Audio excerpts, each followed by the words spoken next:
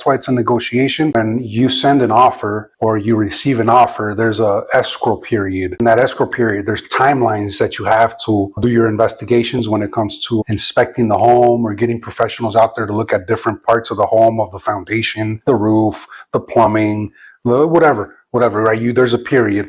And if you see something that you don't like, then you like, okay, fix this.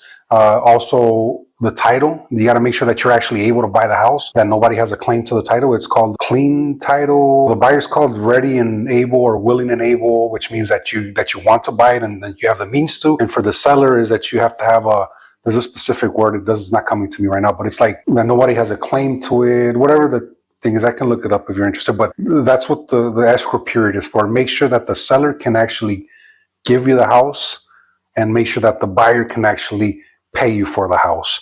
So in that time, if somebody wants $20,000 of fixes, you don't have to give them the $20,000. It's a negotiation. You can look at it and decide for yourself. And they're like, oh, it needs a new roof, and say the roof costs 20 grand.